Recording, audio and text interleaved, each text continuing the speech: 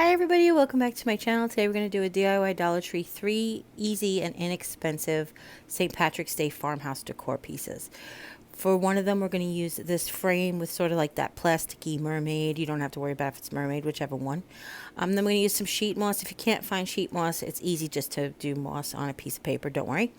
For another project, we're going to use some cotton twine. This can be found in the hardware section, as well as some of the wooden beads from the Dollar Tree. We are also going to paint them, but I want to show you that they look nice painted or not painted, whichever. We're also going to use the one shamrock left from this that well, there's a few left, but for the third project, we're going to use just some floral moss as well as this big shamrock. Of course, you could use either shamrock. If you can't find this one, the one that's a chalkboard, or any of them really will work for this project. So for the first one, this frame is so easy. This piece of plastic pops right out. I know it went super fast, but literally it went super fast. It's basically just shoved into the frame.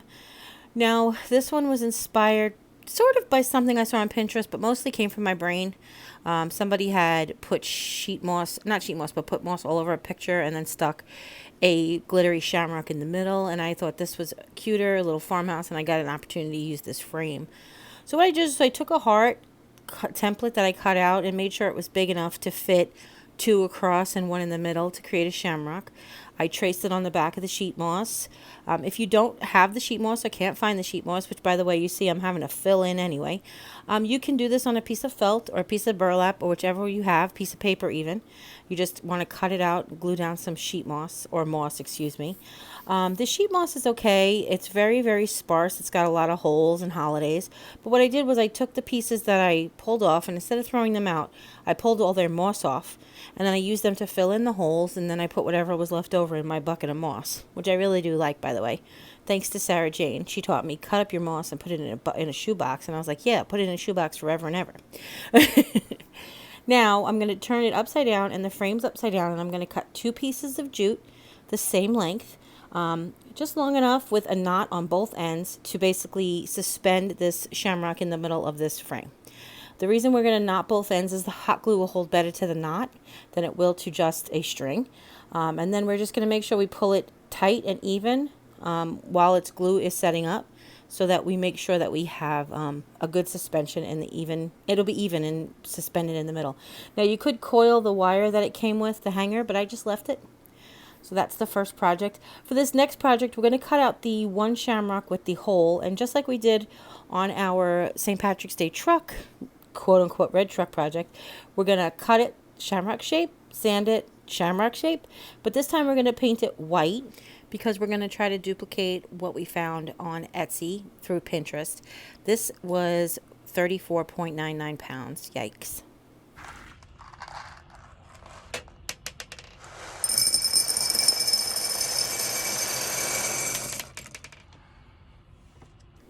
I thought you might enjoy that.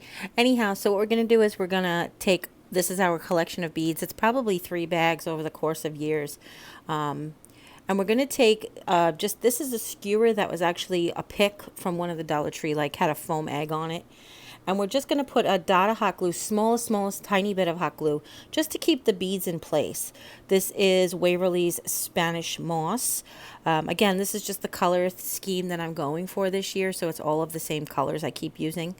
And then we're going to take the white paint, and I'm going to show you that these beads, I'm not even going to put on a stick. They are so close to being white already. I just held them and hit them with the Waverly white chalk paint. Then I set them off to dry while I was making my tassel. Now this tassel project tutorial is in real time so that you guys could see it slowly and step by step.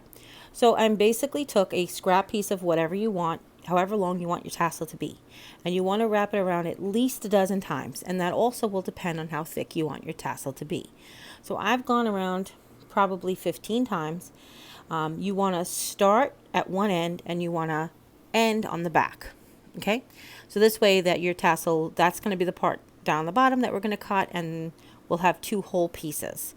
Okay, and then you want to cut it off. Now there's tons of different ways to do this. There's actually even different ways that I've taught to do this, but this one is going to be the inspiration had the shamrock on one end and the beads, and then the tassel on the other end. So this one is going to be with the knot buried inside the tassel. Okay. So what we're doing is we're laying out all of the string that we have there, and I'm taking the string that I'm going to bead, and it's about 18, maybe even 20 inches long, but again, depending on how many beads you want to use, that's important. I'm tying a knot on the opposite end from the seam, from the fold, from the loop, however you want to call it. I'm tying the ends into a knot, and then I'm feeding half of the strings through the loop that I just created. I'm basically burying the knot under the top of the tassel. This will give twofold. First of all, it'll hide the knot, and it'll also pump up that top of that tassel. Sometimes you like them really like huge and bulbous. So that's what this will do. What I'm trying to do is trying to tie a knot underneath as well as on top. I end up spinning it around somehow. I don't really know even how I did that, to be honest with you. I'm sure if I looked right now, I'd be able to tell you. But once you have it where you have a knot on the top and on the bottom of your tassel, you want to go ahead and pull all your strings. Make sure your strings are even. And you want to pull both sides of your string over that knot. Okay? Then when you get that done, you're going to take half of your strings and put them through so that you have a piece of what you're going to bead coming on both sides of your tassel. Do you see how I did that? I hope you could see that. So as you can see, we have our knot buried underneath both sides of the pile of string, and then we have our lead string or bead string, that's a good one, bead string, coming out of both sides of the tassel. Now we're just going to take a small piece of the same cotton twine, but you can use whatever scrap piece of jute you have laying around or whatever, because this is just going to help us bury the knot, basically. This is about the time that I noticed that the knot that I had created on the top has gotten buried. So, yeah, this isn't going to work for me. So now I'm doing is put that little string down, and I'm just going to take the right above the tassel, and I'm going to self knot it, basically. I'm just going to wrap it around, both strings around my finger, and pull the end through. And as I'm pulling it through, I'm going to coordinatedly with my left hand push the knot really, really close to the tassel. That's all. You just want to create a little tiny knot at the top there, and that's just going to keep it from rolling around and unraveling and stuff. Okay, now back to tying on. So we take that one piece of string that we had left over. You want to lay it on the front or the back, and now we're going to tie the this. I want to call it. For some reason, I just want to call it the metal band, because when you buy a tassel that's like pre-made from your high school or whatever, there's like a metal band around there. But what we're going to do to create that metal band is we're going to start with a string that's as long as our tassel. Basically, it's going to start at the end of all of our cut strings, and it's going to go up to the point where we want to start wrapping it. And then we want to start wrapping from the top to the bottom. And why we're doing this is we're going to actually cover the string that we started with. We're going to encase it in the wrapping. Okay? And once you have your hands situated to where it's comfortable that you work, it's hard to do this with arthritis, I'll tell you.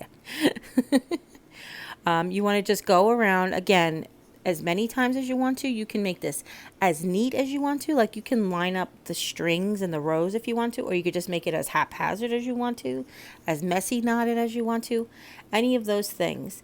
And then once you have as much wrapping as you want to go at least a half a dozen times.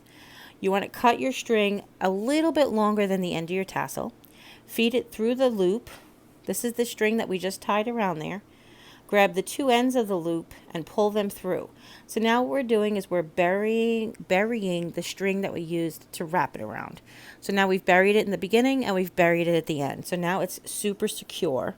If you feel like less confident, or if you want to actually have this like on a keychain or whatever, you might want to stick some hot glue under it, but you really don't have to if it's just going to be decor. Okay?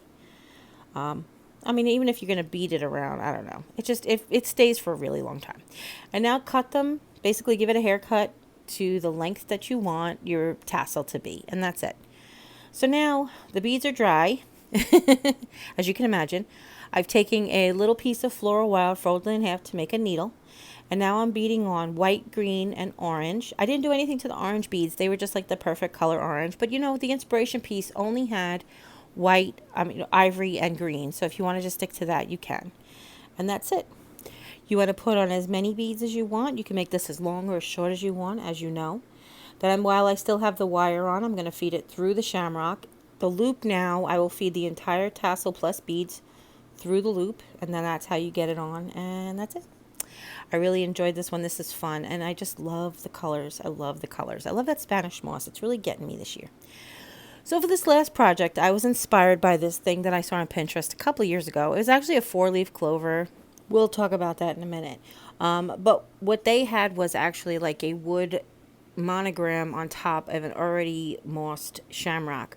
What I'm trying to do is make this less expensive. And because this shamrock is wood, and I don't know if it went by really fast in the beginning, but the reason I wanted to use this not stained is because it had a crack on both sides. So I figured it's best to just cover it with moss. You can see the crack there on the left of the top portion.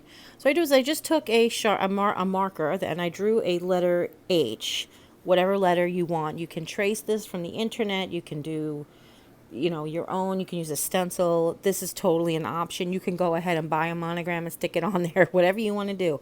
I'm just showing you the easy way to do it. The cost of this, besides the glue, is the wood shamrock and the moss. I actually opted out of putting the big burlap bow on it, but I may, which will add another $1.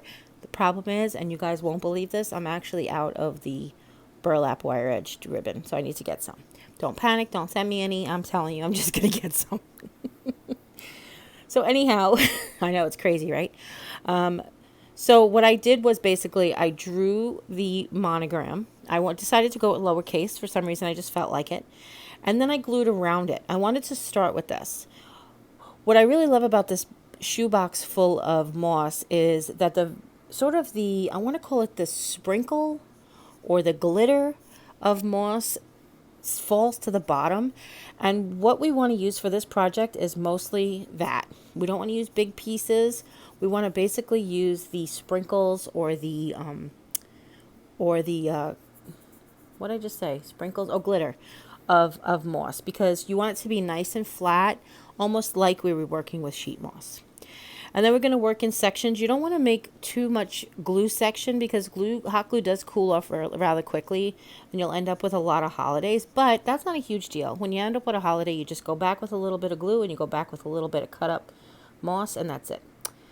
So what I wanted to show you here really quick was I have the moss laying on the cutting board. I cut it up really, really fine so I can do my edges. I just took hot glue around the edges, and then I laid it onto the cutting board and pushed some moss up against it because I wanted this to look like the inspiration piece looked like it was, entirely mossed front and back. I wanted to give that illusion by mossing around the edges. Okay? That's the only other thing that I did. I left the string on there so I wouldn't accidentally glue it. I can always add the bow later. But when I was gluing it at the top, what I wanted to do is push the string to one side, mossed underneath it, push the string to the other side when it was dry, and then mossed underneath it. Okay? Now I did take a skewer, as you saw me in the beginning, just to make sure I cleared off the letters. I also took my fine scissors, went back a few times, gave it a few haircuts. I like giving moss haircuts. It's such a satisfying thing. I don't know what it is about it, but laying the moss down and then trimming it flat, it's very bonsai, I feel like, I know, I'm so weird. So you're just going to continue this with the entire shamrock. And like I said, a bow would look really pretty. The inspiration piece did have a bow. It was hanging from a bow, but I was trying to keep this on the cheap. I have 2.5 packages of moss in that bucket, but I've been using it over the course of the last 3 or 4 projects. So I can't even tell you how much moss that I used. Probably not even a half a package, because you do want to use such fine amounts of it. And I actually do like my bucket of moss because it's floral moss, reindeer moss, and then some other mosses left over. And here's how it looks. See how it's nice and finished on the edges? I love it. Don't mind the spot on my door. And that's it for that one. And it just, It looks so sharp when you just trim up with those scissors, right? So I hope you guys really enjoyed these tutorials. If you do, give this video a thumbs up. If you have any questions at all, go ahead and leave them in the comments down below. Don't forget to share with friends and family, anybody you know might be interested in making any of these projects, seeing the in-depth tassel tutorial or any of the other tips. And if you haven't yet, click subscribe, and when you do, a little bell will pop up. When you ring that bell, YouTube will let you know whenever I upload a new video. And as always, you guys take care, God bless, and we'll see you next time. Bye.